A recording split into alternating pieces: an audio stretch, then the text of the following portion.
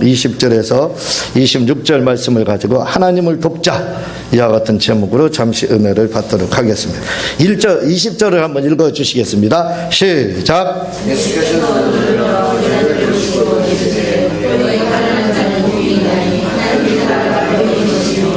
네.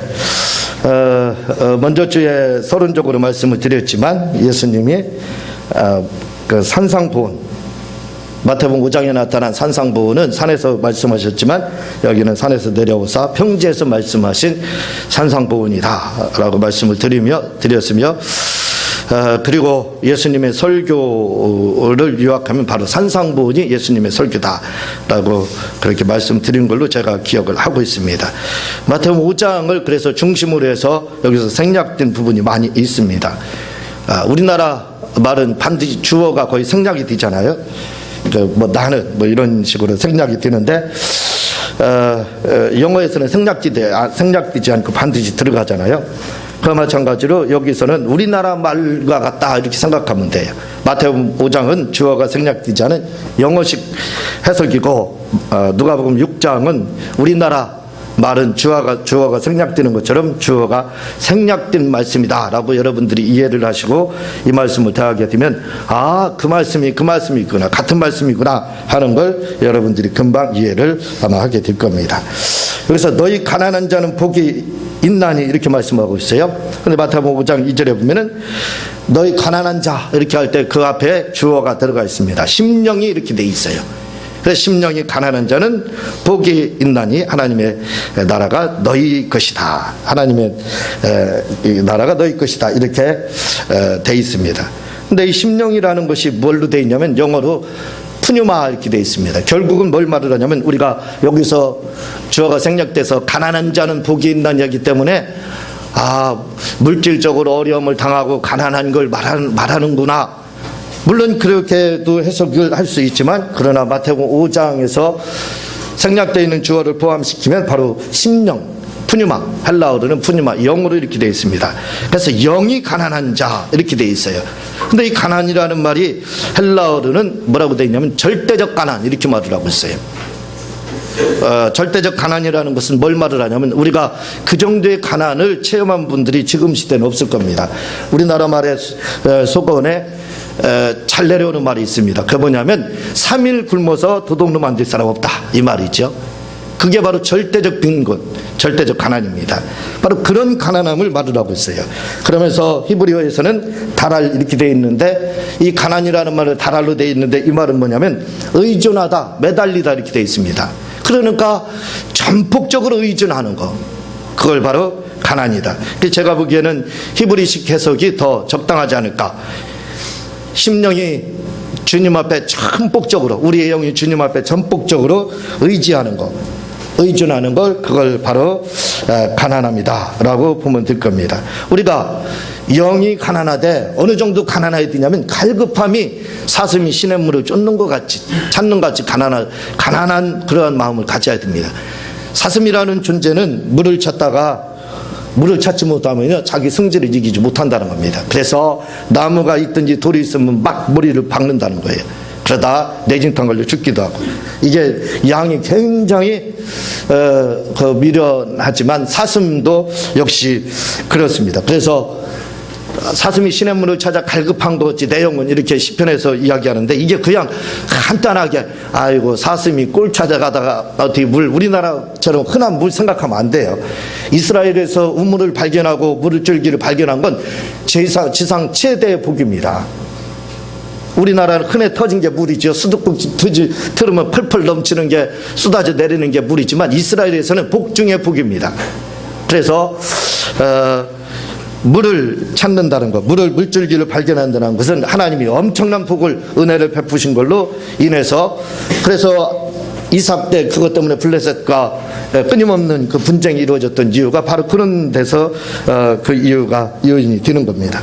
그러니까 심령이 가난하다는 것은 우리가 생각하기에 아이고 제가 이제 그렇게 하루에 한 2시간 정도 기도할 게 없습니다. 주님 제가 기도하고 싶은 건 주님 사랑한다는 것밖에 없습니다. 그것만 계속해요. 시편 18편 1절 그리고 요한복음 22장인가요? 22장인가 15절 그것만 반복해서 하루에 2시간씩 막 하거든요. 뭐 더 이상 할 게 없습니다. 뭔 기도가 더 다른 게 필요해요. 그것만 하거든요. 그런데 때로는 입에 발린 말처럼 이렇게 다 가문 이설처럼 그렇게 막 고백을 하거든요. 그런데 그런 고백이 아닙니다. 그 정도를 말하는 게 아니에요. 심령이 가난하다는 것은 아주 아까 말씀을 드렸듯이 우리나라 그 격언처럼 아주 절박한 겁니다. 이 주님 아니면 죽는 거예요. 그런 갈급함을 이야기하고 있다는 것을 우리가 기억을 해야 됩니다. 그리고 지금 줄인 자는 복이 있나니 하면서 역시 저가 배부름을 얻을 것이요 하고 있는데 여기서도 줄인 자 뭐 줄인가 배고픈 거 그걸 이야기하는 것 같이 우리가 느껴지지만 마태복음에서는 이 부분에 대해서 마태복음 5장 6절에서는 자세히 나오고 있습니다. 뭐라고 나냐면 의에 줄이고 목마른 자 이렇게 말을 하고 그러니까 우리가 배고파가지고 줄인 거 육체적인 줄임을 말하는구나 생각할 수 있겠지만 육체적인 줄임이 아니라 뭐라고요? 의라는 말은 바로 뜻이라는 뜻이 들어 있습니다. 뜻에는 두 가지가 있는데 하나는 뜻 예수님을 말씀하는 거예요. 말씀을 말씀하는 것이 바로 뜻이 있고 또 한 가지는 바로 오르의 이렇게 되어 있습니다. 이것을 헬라어로 디카이오시네 이렇게 되어 있습니다. 그리고 디카이오가 있습니다. 그런데 디카이오로 되어 있지 않습니다. 디카이오라는 것은 하나님으로부터 너 제사함 받았다 하는 칭의를 말하고 있어요. 그러나 디카이오시네는 그게 아니라 옳은 일, 하나님의 일, 그러니까 말씀대로 살려고 말씀대로 사는데 아주 배고프다 이거죠. 그걸 말을 하고 있습니다. 지금 굶기는 자는 복이 있나니 뭘로 다요? 내 배 채우려고 의식주가 필요해서 막 그것 때문에 그러는 것이 아니라 의라고 이렇게 말을 하고 있습니다. 바로 하나님의 말씀대로 사는 것. 의라는 건 방법을 말을 하거든요. 그러니까 하나님의 방법대로 하나님의 말씀대로 살려고 얼마나 그 굶주렸으면 그 줄였다 이렇게 말을 하고 있어요. 그 의를 지금 이야기하고 있다는 것을 말씀을 하고 있습니다. 또 보면 애통하는 자 우는 자는 복이 있나니 이렇게 말을 하고 있어요. 여기서 우는 자를 마태복음에서는 애통하는 자 이렇게 말을 하고 있어요. 애통하는 자가 복이 있다라고 이야기를 하고 있습니다. 주석가는 이 애통을 대해서 뭐라고 이야기하냐면 바로 죄 때문에 괴로워하고 회개하는 자. 죄 때문에 나의 죄가 저는 칼빈이 마음에 들지 않는 부분이 많이 있습니다. 그러나 그가 마지막 죽기 전에 회개한 부분은 제가 가끔 인용해서 고백을 하는 그 부분이 있습니다. 그것은 뭐냐면 칼빈이 사람을 화형에 취하기도 했지만 아주 잔인무도한 그런 사람에 해당합니다. 칼빈이라는 사람은 피도 눈물도 없다라는 그런 별명을 가지고 있는 사람이거든요. 그런 잔인무도한 사람이지만 그러나 마지막이 아름다웠습니다. 그가 눈을 감기 전에 고백한 거였는데 저는 그 책을 읽으면서 눈물을 얼마나 많이 흘렸는지 몰라요. 그래도 이 칼빈이라는 사람이 마지막까지 주님만을 잃지 않고 사랑했구나 하는 것을 알았습니다. 그 뭐냐면 이렇게 고백합니다. 여러분들은 별거 아니겠지만 나의 죄는 나를 불쾌하게 했습니다 하고 하나님 앞에 고백을 하는 거예요. 내가 잘못한 거 그거 나를 불쾌하게 하고 하나님을 불쾌하게 했습니다. 참 표현이 멋있죠. 같은 회개를 하더라도 우리는 내가 이렇게 잘못했고 저렇게 잘못했습니다 이렇게 하겠지만 칼빈은 그렇게 역시 이 지적인 사람이라 틀린 것 같습니다. 표현 능력이 뛰어나죠. 나의 죄는 그가 범한 죄들이 얼마나 오죽했으면 후세 사람들이 그에게 별명을 피도 눈물도 없는 사람 이렇게 지어줬겠느냐 이거예요. 그런 사람에게 그런 사람이지만 마지막 죽을 때는 그것이 피도 눈물도 없는 그런 사람처럼 사는 자기에 대해서 하나님 앞에 아주 통분하며 회개를 애통하며 진짜 회개한 겁니다. 나의 죄는 나를 불쾌하게 하고 하나님을 불쾌하게 했습니다. 얼마나 멋진 회개예요. 그래서 저는 회개할 일이 있으면 이걸 도용을 합니다. 그래서 그거 가지고 주님 저의 죄는 저를 불쾌하게 하고 하나님을 불쾌하게 했습니다 하고 회개를 하면요 그냥 회개하는 것보다 또 얼마나 또 막 그 은혜가 넘치는지 모릅니다. 막 애통이 넘치는지 몰라요. 그러나 저는 그 회개를 주석가가 말하는 것처럼 말씀을 드리고 싶지 않고 주님을 사랑하기 때문에 애통하는 걸로 이렇게 말씀을 드리고 싶습니다. 23절에 22절에 보면은 인자로 말미암아 사람들에게 비유하며 멀리하고 욕하고 너희 이름을 악하다 하여 버릴 때에는 너희에게 복이 있다. 결국은 뭐냐면 환난과 핍박에 대해서 말씀을 하고 있습니다. 그런데 환난과 핍박에 대해서 뭐라고 말을 하냐면, 아유, 내가 신앙생활하다 보니까 지혜가 부족해가지고 당하는 그 환난, 요 환난 때문에 그 환난을 지금 말하는 거 아닌가라고 생각하겠지만, 분명히 22절에서 말합니다. 주어로 말을 인자 이렇게 들어가고 있습니다. 인자로 말미암아 이렇게 말을 하고 있어요. 인자가 누굽니까? 바로 사람의 아들 이렇게 말을 하고 있습니다. 안드로푸스 히우스라고 되어 있습니다. 그것은 뭐냐면 바로 예수님 당신을 지칭하는 거예요. 그러니까 예수님 때문에, 다시 말하면 복음을 위해서 당하는 환난을 말을 하고 있어요. 이게 복되고 기쁘다는 겁니다. 왜냐하면 간단하다 이거죠. 기뻐하고 막 뛰놀라라는 거예요. 지혜가 있는 사람들은 미래가 보입니다. 천국이 보이고 아버지의 집이 보이고 상급이 보여요. 그래서 지혜는 제가 여러분들에게 말씀을 드렸지만 예상하는 겁니다. 어떻게 예상될 거다 예상하는 게 바로 지혜다 라고 소피아적 개념으로 여러분들에게 여러 번 말씀을 드린 적이 있습니다. 그러니까 바로 이 지혜가 있는 사람들은 뭐가 보이냐면 상급이 보이는 거예요. 그러니까 얼마나 좋아요. 얼마나 기쁩니까? 여러분들, 내가 100만 원 투자하는데 1000만 원 얻을 수 있다. 그거 나만 알고 있어요. 얼마나 기뻐하겠어요, 속으로요? 그렇죠. 말할 수 없이 기쁨이 넘칠 겁니다. 그거랑 똑같아요. 이 상급이라고 하는 것은 싹 보상이다 이렇게 되어 있습니다. 그러니까 천국에서 보상받을 거 다른 사람 몰라요. 영안이 영적인 지혜가 닫혀있기 때문에 몰라요. 그래서 주먹구구식으로 막 삽니다. 그러나 이 영적인 영안이 열려서 영적인 해안을 가지고 있어서 지혜를 가지고 있는 사람은 보입니다. 뭐가요? 이것은 주님 때문에 당하는 핍박이기 때문에, 환난이기 때문에 나에게 돌아올 것은 기쁨이 넘친 겁니다. 아버지의 집에 들어가서 그곳에서 주님 앞에 영원히 왕노릇하는 얼마나 그 기쁨이 넘치겠습니까? 그래서 그게 보인다 이거죠. 그러니까 그것 때문에 어떻게 돼요? 기쁨이다. 기쁨이 넘치다 이거죠. 그래서 바로 우리가 이렇게 환난을 당하고 주님 때문에, 여러분 예수 믿는 것 때문에, 그 하나 때문에 얼마나 여러분들 고통을 많이 당합니까? 저는 압니다. 예수 믿는 거 하나 때문에 아무리 잘해도 인정받지 못하는 걸 너무나도 잘 알아요. 왜냐하면 저는 불신의 가정에서 자라났기 때문에 제가 아무리 잘한다고 할지라도 반드시 꼬투리가 하나 남았어요. 예수 믿는 거. 아주 그게 저의 꼬투리입니다. 그래서 꼬리표가 달려있는 것처럼 달려있어가지고 그것 때문에 많은 어려움을 당했던 적이 있습니다. 그래서 잘 알아요. 여러분들도 잘할 겁니다. 내가 예수 믿는 것 때문에, 내가 잘했는데도 불구하고 예수 믿는 것 때문에 당하는 그 환난, 핍박 있다 이거지요. 그것 때문에 당하는, 그것 때문에, 예수님 때문에 당하는 그 곤란과 환난을 가리켜서 기뻐하고 즐거워하라.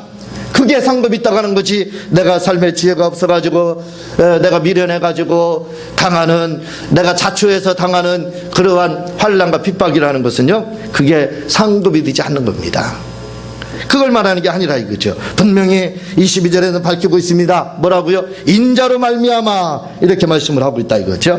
그래서 우리가 기뻐할 이유는 뭐냐면, 환난과 핍박을 기뻐할 이유는 뭐냐면 바로 이유는 간단합니다. 그것은 바로 우리 주님으로 말미암아 당할 때 그것이 우리에게 상급으로 돌아오기 때문에 그렇다는 것을 우리는 알아야 됩니다. 24절부터 26절까지 보면 화에 대해서 말씀을 하고 있어요. 화 있을 부유한 자요. 이 부유하다는 것은 물질의 부유함을 말하는 것이 아니라 바로 교만한 것을 말하고, 사람은 지혜가 있으면, 머리가 좋고 공부를 많이 한 사람은 뭐가 있느냐면 교만기가 있다는 겁니다. 그리고 25절에 보면은요, 화 있을진저 지금 배부른 자요. 배부른 자는 뭐냐면 돈이 많은 자입니다. 돈이 많은 사람은 거만하다는 겁니다. 그리고 기술이 있는 사람은 자만하다 이렇게 말을 합니다. 그걸 가리켜서 바로 한 단어로 요약하는데 오만하다 이렇게 시편에서는 이야기를 하고 있는 겁니다. 그래서 이는 거만하고 또 교만하고 자만한 사람들에게 뭐가 있느냐, 바로 화가 있을 것이다 라고 해서 화에 대해서 24절부터 26절까지는 말씀을 하고 있는 것을 우리가 보게 됩니다. 그러면서 26절에는 모든 사람이 너희를 칭찬하면 화가 있도다. 선지자들도 그렇다. 이렇게 말을 하고 있어요. 아까 이세벨을 가리켜서 하는 말인데 850명이나 되는 이방 신들이요, 그 제사장들이 얼마나 추대했는지 모릅니다. 당신 최고입니다. 당신은 신이라고 불러도 됩니다. 할 정도로 그렇게 칭송을 받았던 자가 바로 아합과 이세벨입니다. 결과는 아주 처참했죠. 그러니까 이렇게 다른 사람으로부터 칭찬을 많이 받으면 그건 화라는 겁니다. 화가 있다는 거지요. 저는 많은 분들에게 칭찬을 많이 하는 건데, 왜냐하면 이것은 동기부여를 해서 하는 거죠. 그래서 웬만하면 저는 칭찬을 하지 이렇게 지적을 하는 경우가 거의 없습니다. 그것은 뭐냐면 동기부여 측면이라 이거죠. 그런 칭찬을 말하는 게 아니다 이거죠. 그러나 내가 모든 사람으로부터 칭찬을 너무 많이 받고 있다, 그러면 조심할 필요가 있습니다. 저는 항상 생각하는 게 뭐냐면, 그래서 제가 어디를 가서 강의를 한다든가 또 설교를 한다든가 또 방송 설교도 나가잖아요. 그럼 전화가 빗받칩니다. 또 엄청난 은혜를 받고 막 그랬다는 이야기를 너무 많이 들어요. 저는 그거 하나도 귀담아 안 들어요. 귀담아 듣지는 않습니다. 그런가 보다 그렇게 생각하지, 그것 때문에 내가 기뻐하고 즐거워하고 대단하다 이렇게 생각한 적이 없어요. 그냥 하나님이 나에게 더 열심히 하라 하는 채찍으로만 이렇게 받아들입니다. 그러니까 우리가 칭찬을 받을 때는 그 칭찬으로 들어서는 안 됩니다. 채찍, 더 열심히 하라, 이런 의미로 다 여러분들은 들어야 되고, 저도 또 그런 의미로 다 여러분들에게 칭찬한다는 것을 기억을 하실 필요가 있습니다. 어떻게 어떤 분이 그러시더라고요. 왜 이렇게 목사님 말이 빠르냐고. 근데 주위에서 이렇게 가만히 들어보면 그 말이 굉장히 빨라요. 왜냐하면 영감이 막 올 때는 이걸 어디서부터 그냥 어떤 것부터 나와야 될지 병목현상이 일어납니다. 그래가지고 빨리빨리 해야 된다 해서 그걸 맡기지 않게 처리하기 위해서 때로는 말을 빨리 하고 이렇게 하는데, 여러분들이 빨리 하더라도 잘 아마 지혜롭기 때문에, 영감이 있기 때문에 잘 알아들을 줄로 그렇게 믿고 있습니다. 20절부터 23절에 아주 중요한 내용들이 나옵니다. 저는 20절부터 23절까지를 묵상을 하면서 주님, 무슨 말로 다 주님 이 말씀을 주일날 전해야 됩니까?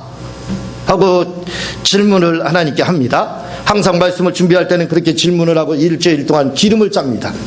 그래서 결국 마지막 그걸 가지고 강대성에 오르게 된다 이거죠.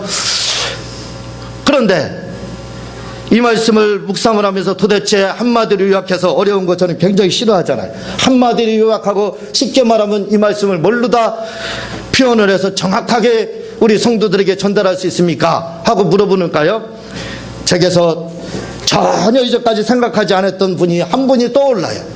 그게 누구냐면 조엘 오스틴 목사님의 긍정의 힘이라는 책입니다. 그 책 본 지가 지금 벌써 한 8년 정도가 아마 됐을 겁니다. 지금까지 그 말씀이 떠오르지가 않았어요. 생각도 나지 않았습니다. 그런데 그분의 책 내용 중에 한마디가 떠오르는데, 그게 뭐냐면 바로 이 내용입니다. 그분이 조엘 오스틴 목사님이 그 지역의 시장님을 찾아갔다는 거예요. 그래서 사람들은요, 시장님들은 모르겠습니다. 우리나라도 그런지 모르지만 시장님들에게 민원인들이 찾아가면 아주 싫어한다는 겁니다. 시장들은 골치 아프다는 거예요.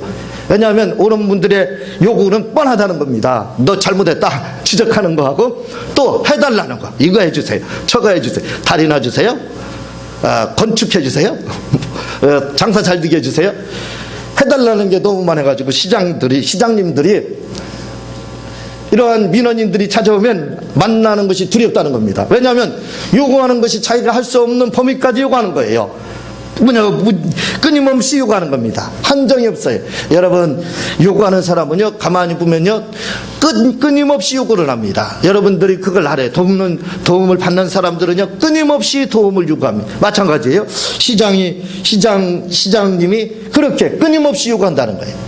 와서 단 한마디도 내가 좀 시장님 도와줄게 하는 사람이 없다는 거예요. 그러니까 조엘 오스틴 목사님이 그 시장님을 찾아갔습니다. 찾아가니까 반기는 기색이 뭐 그렇게 화색하게 반기는 게 아니에요. 그냥 어쩔 수 없이 사무적인 웃음을 미소를 띄우면서 어서 오세요 하면서 반기는 겁니다. 그래, 왜? 이유는 뻔합니다. 아유, 이분 또 뭔가 나한테 요구할 게 많구나, 나를 또 책망할 게 많구나 하고 그렇게 생각했다는 거예요. 그렇게 생각한다는 겁니다. 그런데 조엘 오스틴 목사님이 그걸 알고 뭐라고 이야기했냐면, 시장님 필요한 게 뭐 있습니까? 내가 시장님을 돕겠습니다. 시장님 만약에 일을 하시다가 감당기 어렵고 힘든 일이 있으면 다 저에게, 우리 교회에다 말씀하세요. 저에게 말씀해 주세요. 제가 그 일을 다 해낼 겁니다. 그렇게 말했다 하는 것을 제가 읽어보고 그때는 너무 감동을 받았는데 그걸 까마득하게 잊고 있었는데 이 말씀을 묵상할 때 바로 그 말씀이 튀어오르는 거예요. 떠오르는 겁니다. 바로 그렇습니다. 저는요 그렇게 생각해봐요. 그걸 생각하면서 한번 생각해봤습니다. 뭘 생각해봤느냐면, 제가 우리 성도들이라 할 때는 우리 성도만을 말하는 게 아니라 믿는 자들 모두를 말을 하고 있습니다. 우리 믿는 자들을 한번 생각해 보세요. 다 와가지고 뭘 요구합니까? 시장님에게, 시장님 왜 안 도와주세요? 다리 좀 놔주세요. 아니 건축해 주세요 하는 것처럼 우리가 하나님 앞에 어떻게 기도하느냐 이거예요. 한번 생각해 보자 이거죠. 저는 이 말씀을 묵상하면서 그 생각이 너무나도 간절했습니다. 우리 믿는 성도들이 다 지금 한국에 650만 내지 800만 명의 성도들이 있는데 그분들의 기도의 제목을 아마 하나님은 두려워할 겁니다. 아마 하나님은 기도를 하라고 해놓으셨지만 기도하려고 하면 좀 무서운 것도 있을 거예요. 왜냐하면 한결같이 다 뭡니까? 문제 해결해 주세요. 하나님 돈 주세요, 돈. 그게 우리의 믿는 자들의 기도가 아니냐 이겁니다. 조엘 오스틴 목사님이 말씀한 것처럼 모든 사람들이 민원을 제기할 때 시장님에게 요구하는 것은 다 똑같습니다. 시장님 왜 안 해주세요? 왜 우리 시장 활성 안 해줍니까? 왜 우리 지역에 공업단지 조성 안 합니까? 그런 요구만 하는 것이 바로 민원인들이라 이거죠. 오늘 우리가 하나님 앞에 그런 민원인은 혹시 아닙니까? 저는 묵상을 하면서 그런 생각이 들었어요. 바로 우리가 그런 민원인의 입장에서 지금 기도하는 것이 아닐까. 그렇다면 시장님이 그 말을 들을 때 강한 부담감을 느끼고 만나는 것이 무서웠던 것처럼 하나님은 과연 우리의 기도를 기뻐하실까 모르겠습니다. 제 입장에서 생각해 본 거예요. 하나님은 우리가 그렇게 기도할 때 내키겠느냐 이거예요. 왜? 한결같이 뭐 주세요? 안 주세요? 알았어요. 나 교회 안 나가면 됩니다. 나 뭐 안 하면 됩니다. 알았어요. 알겠습니다. 11조 안 하면 돼. 알았어요. 나 헌금만 하면 돼. 우리가 얼마나 그렇게 지금 신앙생활 했느냐 이거예요. 한번 생각해 보세요. 누구 하나 조엘 오스틴 목사님 같이 시장님 내가 돕겠습니다. 내가 당신을 돕겠습니다. 당신 원하는 게 뭡니까? 내가 할 수 있는 범위에서 범주 안에 다 돕겠습니다. 그런 성도가 한국교회에 600만이라고 하고 800만이라고도 하는 이 성도 중에 과연 몇 명이나 되겠느냐 이거예요. 한번 생각해 볼 필요가 있습니다. 나는 어떤 성도냐 이거죠. 우리는 나는 지금 어떻게 기도했느냐 이거예요. 하나님이 시장이 민원인을 두려워한 것처럼 하나님이 우리를 혹시 두려워할 만하게 기도는 하고 있지 않느냐 이거예요. 누구 하나 내가 하나님을 돕겠습니다. 그래서 오늘 하나님을 돕자라는 게 제목이에요. 누구 하나 내가 하나님을 이 발벗고 났으면서 총대 내가 매겠습니다 하는 사람이 과연 얼마나 되느냐 이거예요. 다 나에게 복을 주세요, 나에게 뭐 해주세요. 문제는 다 자기가 야기해 놓고요. 하나님한테 해결해 놓으세요. 이거 해결해 놓으세요, 저거 해결해 놓으세요. 우리의 기도가 어쩌면 민원인들이 시장님에게 요구하는 것이 아니냐 이거예요. 누구 하나 하나님 앞에 내가 하나님 이 일을 하겠습니까? 하고 나서는 자가 얼마나 되겠느냐 이거예요. 우리가 그런 성도가 되어야 됩니다. 하나님이 저 도와주시지 않아도 좋아요. 제가 하나님을 위해서 하겠습니다. 그래서 저는 아까도 말씀드렸지만 3시간 기도하는 중에 2시간을 주님 사랑합니다. 더 이상 할 게 없어요. 그거밖에. 제가 얼마나 요구할 게 뭐가 있겠습니까? 내가 하나님을 위해서 이렇게 하겠습니다. 내가 주님을 위해서 이렇게 하겠습니다. 하나님 필요한 거 말씀하세요. 제가 돕겠습니다. 그런 성도가 과연 800만이나 가는 우리 한국교회 성도들 중에 얼마나 되겠느냐 이거예요. 내가 주님을 돕겠습니다. 이사야 선지자에게 말씀합니다. 나타나셨어요. 그러면서 말씀하십니다. 누가 나를 위해서 갈고 이야기합니다. 그 나를 위해 갈고 할 때 그 길은 죽음의 길입니다. 이사야 선지자는 히스기야 왕의 아들 므낫세에 의해서 도보를 켜서 죽었다고 히브리서 11장에 나오고 있습니다. 그걸 알고 가는 길이에요. 그때 이사야가 뭐라고 했습니까? 나를 보내소서 했습니다. 결국 갔습니다. 그리고 그는 사명을 감당하고 결국은 므낫세에 의해서 토부를 켜서 죽는 고통을 겪었어요. 한번 여러분 토부를 켠다는 거 이게 쉬운 고통입니까? 차라리 칼로 아니면 교수형으로 하게 되면 얼마나 쉬워요. 고통 없이. 그러나 토부를 켠다는 건 말할 수 없는 고통인 거예요. 그걸 알면서도 갔습니다. 어쩌면 이 모습이 주님의 모습과 비슷하지 않을까요? 하나님을 돕기 위해서 이사야는 나를 보내소서 하고 갔습니다. 결국은 그가 하나님을 돕고 그의 사명을 다하고 아름다운 순교의 열매를 맺고 주님 나라에 이렇게 간 겁니다. 우리는 주님이 우리에게 묻습니다. 내가 누구를 보낼고? 저 사람 보내세요. 저 사람 보내세요. 우리가 혹시 그런 사람은 아니냐 이거예요. 누가 나를 보내소서 할 만한 사람이 800만 성도 중에 과연 얼마나 되겠니? 내가 하나님 돕겠습니다. 갈렙이라는 사람이 에 대해서 우리가 잘 알고 있죠. 이 사람이 고백을 합니다. 헤브론 땅을 나에게 주세요. 제가 저에게 약속한 땅이 아닙니까? 그 땅 내가 점령해서 차지하겠습니다. 아무도 나서지 않았어요. 땅 분배를 할 때 아무도 나서지 않았습니다. 다 나선 것은 어떤 사람들이 나섰느냐면 이미 정복한 땅만 원하고 있었어요. 편안하고 나 주님 도울 일이 없습니다. 죽을 일 없어요. 그렇게 했습니다. 갈렙이라는 사람이 12정탐꾼으로 정탐한 곳이 어딘지 아십니까? 바로 헤브론이라는 곳이에요. 헤브론이 어디입니까? 바로 안악자손이 있던 곳이에요. 거인들, 네피림의 후손들이 있던 곳이에요. 거기 아무도 안 간다는 거예요. 그러나 갈렙은 그랬습니다. 내 나이 85세입니다. 그러나 내가 가겠습니다. 그 땅 나에게 주세요. 아무도 거기에 도전하려고 하는 사람이 없었습니다. 왜? 한번 생각해 보세요. 우리 최용만 씨하고 저 같은 사람이 한번 격투기 한번 한다고 생각해 보세요. 뭐 격투기 자체가 게임이 되겠습니까? 어림없지요. 그냥 나가다 그냥 채웁니다. 그냥 한 방에 나가 떨어져. 그러나 85세인 할아버지가 이야기합니다. 나 보내라고. 그때 말씀하신 거 있지 않습니까? 그 땅 나에게 밟은 거 준다고 했죠. 내가 그 땅 밟았지 않습니까? 헤브론 땅 그때 10조 정탐꾼으로서 내가 거기 밟았지 않습니까? 그거 주세요. 내가 그것을 차지하겠습니다 하고 나가는 겁니다. 그런 사람이 없었다니까요. 12 지파에서 땅 분배 받을 때 다들 그렇게 한 적이 없어요. 나머지는 평안하게 이미 정복한 땅을 정복했고, 그리고 나머지는 뭐냐면 정복하지 않은 땅을 분배를 받았는데 가지도 못했어요. 왜냐하면 전쟁하면 죽을까 봐. 그런데 이 갈렙이라는 사람은 가장 강력한 적들이 있는 곳을 겁없이 85세 저 여전합니다. 뭐 저보내세요. 제가 그리고 그거 약속했잖아요. 걱정하지 마세요. 제가 거기 정복할 겁니다. 결국 정복했지 않습니까? 네. 여러분, 우리가 하나님의 도움을 구하는 자입니까? 저는 우리가 하나님을 돕는 자가 됐으면 좋겠어요. 이제부터 교회 우리의 기도가 바뀌었으면 좋겠습니다. 하나님 주세요. 주면 할 겁니다. 저는 그렇게 하지 않습니다. 주님 저에게 돈을 줘봐서 아시죠? 제가 어떻게 사용했는지. 그러니까 저를 믿고 주세요. 이렇게 기도합니다. 주님 저를 한번 보세요. 27년 동안 변함이 있었습니까? 단 한 번 우리가 5만 번 생각이 하루에 바뀐다고 했잖아요. 5만 번. 그러나 제가 생각이 하루에 2번 이상 요동친 적이 있습니까? 항상 그 자리입니다. 저는 하나님을 도우려고 합니다. 그래서 하나님 저에게 복을 주셔야 됩니다. 저는 그렇게 구해요.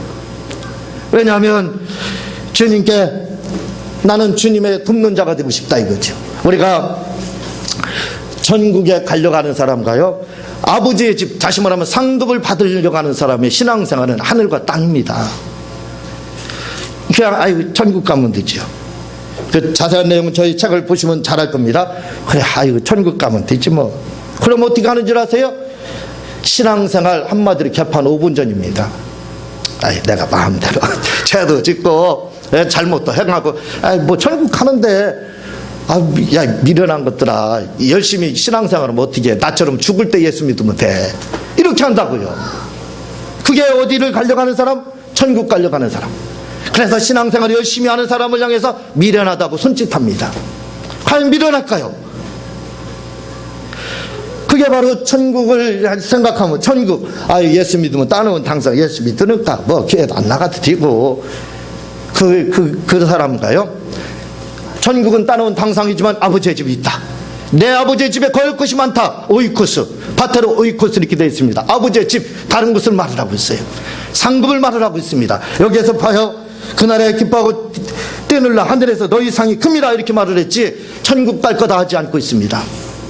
상이 있다는 거예요. 천국은 심령이 가난함으로 가고, 그렇죠, 예수 믿으면 가는 겁니다. 그러나 거기서 끝나지 않아요. 상이 있다, 오늘 말씀도 말을 하고 상이 있다는 겁니다. 그러니까 상급이 있는 사람과 신앙생활과, 난 죽을 때 믿을 거야. 너희들은 지혜가 없어서 그래. 봐라, 예수 믿으면 천국 가지 않느냐? 죽기 전에 믿으면 가지. 죽기 전에 믿어도 가. 왜 이렇게 극성이야? 아이고, 광신자. 과연 그게 광신자냐 이거예요. 과연 그게 미련한 거냐 이거예요. 그러나 천국에서 상급을 욕심내는 분들, 저는 윤석준 목사님의 여러 그분의 세미나를 저는 간 적이, 한 번 누가 태워다니다 간 적이 있을 겁니다. 목회자 뭐 한다고 해서 한 번 제가 쫓아간 세미나 거의 안 갑니다. 그런데 그분이 하는 말씀 다 잊어먹었는데 한마디 기억하고 지금도 잊지 않고 있습니다. 그게 뭔 줄 아세요? 그분은 이렇게 말합니다. 나는 상급의 욕심이 많은 자입니다. 그러니까 윤석준 목사님이 어떤 사명을 잘 감당하는지 우리가 더 잘 알아요. 왜? 상급 때문에. 상급에 욕심 많은 사람은 분글 세신합니다. 그리고 고군분투해요. 주님을 위해서 몸을 아끼지 않습니다. 물질을 아끼지 않아요. 내 몸이 가루가 된다 할지라도 관계없습니다. 상급을 위해서 사는 사람은요, 얼렁뚱땅 주먹국으로 그렇게 신앙생활 하잖아요. 아이고, 미련한 것들. 예수 믿어서 죽을 때 믿는다고 이렇게 고백하고 가면 천국 가는 거야. 말씀드렸지만 개처럼요, 하늘에서 갑자기 화분이라도 떨어지고 물체가 떨어져서 앗소리 못하고 죽으면 어떡할래요? 그때 가서 앗소리 못하고 죽으면, 믿음 고백 못하고 죽으면 어떡할 거예요? 그게 아닙니다. 우리가 신앙생활을 할 때 그냥 신앙생활 하는 거하고 상급을 바라보고 하는 거하고는 하늘과 땅이에요. 하늘과 땅. 비교할 수 없습니다. 저는 우리 성도들이 다 하늘과 땅 차이 나는 상급을 바라보고 신앙생활하기를 바랍니다. 이게 바로 영혼을 위해서 사는 거예요. 영혼을 위해서 사는 것이 뭡니까? 제가 그랬잖아요. 저는 제 영혼에 관심이 굉장히 많습니다. 나는 내 영혼이 잘 되기를 얼마나 바라는지 몰라요. 그래서 주님께 대한 내 마음이 조금도 유동하지 않습니다. 생각이 하루에 2번도 변하지 않아요. 5만 번 변한다고 말씀드렸죠. 요동치지 않습니다. 저는 절대로 요동치지 않습니다. 왜? 상급을 바라보기 때문에 감정으로 신앙생활 하지 않아요. 오직 상급만 온전히 바라봅니다. 상급만을 향해서 나가니까 요동칠 일이 있나요? 누가 뭐라 해도, 누가 어떻게 해도 절대로 시험에 들지 않습니다. 왜냐하면 저는 상급에 관심이 많아요. 내 영혼에 관심이 너무나도 많습니다. 나는 내 영혼이 잘 되기를 위해서 목회하는 거예요. 나는 내 영혼이 잘 되기를 얼마나 바라는지 모릅니다. 나는 내 영혼이 잘 되기 위해서 하나님을 돕는 자가 되기를 원하는 거예요. 제가 지금 하는 일이 바로 저는 하나님을 돕는 자라고 이렇게 생각합니다. 그래서 하나님의 돕는 자가 돼야 돼요. 제가 사석에서 가끔 많은 사람들에게 이야기합니다. 뭐라고 이야기하냐면, 나는 조영기 목사님과 같은 분이 될 거다. 아유, 엄청난 인물이 되겠네. 그렇게 생각하겠죠? 제가 조영기 목사님처럼 된다는 말씀은 그런 의미가 아닙니다. 저는 조영기 목사님을 한국의 성자로 봐요. 여러분, 그분이 얼마나 이웃을 사랑하고 행했는지 여러분들은 몰라요. 외모적으로 막 엄청난 부흥이 이루어진 그것만 알아요. 그분이 가난한 자들, 어려운 자들 도운 거, 다시 말하면 하나님을 도운 거에 대해서는 아무것도 모릅니다. 그냥 대단한 분이다, 운이 좋았겠다, 유행이 부흥됐겠다, 그러죠. 아닙니다. 저는 그분을 한국의 성자로 봐요. 다른 분들은 어떻게 생각하는지 모르지만, 여러분, 60, 70만이라는 것은 기업을 하면 대기업입니다. 대기업을 자기 후손에게 남기기 위해서 사람들은 기업으로 남기기 위해서 어떻게 합니까? 불법으로 재산을 상속해줘요. 한번 우리나라 기업들 다 보세요. 불법 상속이죠, 다. 조영기 목사님은 교회 기업으로 하면 대기업입니다. 그런데 그 기업을 자기 제자에게 넘겨줄 사람 누가 있어요? 아무 관계없는. 그 자체 하나만으로도 존경을 받기도 남습니다. 성자입니다, 성자. 그런 사람 없습니다. 그래서 저는 조영기 목사님을 성자로 봐요. 여러분들은 어떻게 생각하는지 저는 그걸 몰라요. 그분의 삶이 얼마나 투명한 삶을 살았는지 몰라요. 그래서 저는 조영기 목사님을 본받고 싶어요. 나도 한국의 성자로 남을 거다. 그래서 가끔 사석에서 많은 분들에게 이야기합니다. 나의 목표는 하나님의 하늘나라의 우리나라의 성자로 남는 겁니다. 성자가 되는 겁니다. 여러분, 저는 성자가 되기 위해서 노력할 겁니다. 더 여러분들에게 저는 더 잘할 겁니다. 모든 사람에게 더 잘할 거예요. 마찬가지입니다. 먼저 제 도마가 쌍둥이 본받는 자라고 그랬죠. 마찬가지입니다. 여러분들도 저와 함께 한국의 성자가 되어보지 않겠습니까? 한국의 성자로 한번 남아보세요. 그래야 상급을 받는 겁니다. 상급 받기 위해서 성자가 되는 거지 나 뽐내기 위해서 되는 것이 아닙니다. 왜냐하면 내가 성자가 될 때 나를 보고 예수님께 가거든요. 내가 교주가 되는 게 아닙니다. 나를 교량 삼아서, 나를 다리 삼아서 누구한테 가느냐? 예수님께 간다 이거죠. 나를 통해서. 그래서 성자가 돼야 돼요. 여러분이 성자가 되고 저가 성자가 되기만 하면 저를 통해서 말을 하자. 예수 믿으세요. 할 필요가 없습니다. 안 하더라도 바로 그렇게 될 수가 있는 거예요. 여러분, 그게 바로 영혼을 위해 사는 거고, 그것이 바로 하나님을 돕는 겁니다. 하나님을 돕는 그러한 생활을 우리는 해야 될 줄로 저는 분명히 알고 있습니다. 이 시간 우리 모두 다 하나님을 돕는 자가 됩시다. 이렇게 고백하세요. 나는 내 평생 하나님을 돕는 자가 될 겁니다. 이 시간 고백 한번 해보세요. 나는 내 평생 하나님을 돕는 자가 될 겁니다. 나는 내 평생 하나님을 돕는 자가 될 것입니다. 도움을 구하는 자보다 돕는 자가 되시기를 주님의 이름으로 부탁을 드립니다. 이 시간 우리 주여 삼창하신 후에 통성으로 잠깐 기도하는 시간 갖도록 하겠습니다. 주여, 주여, 주여. 하나님 아버지 감사합니다. 우리 모두가 아버지 하나님이여 하나님으로부터 도움을 구하는 자가 아니라 내가 하나님을 위해서, 내가 주님을 위해서 이렇게 살겠습니다. 내가 주님 도대체 필요한 거 무엇입니까? 제가 돕겠습니다 하는 하나님 아버지, 그런 아버지 하나님 상급을 바라보며 사는 우리 모두가 되기에 부족함이 없도록 도와주시옵소서.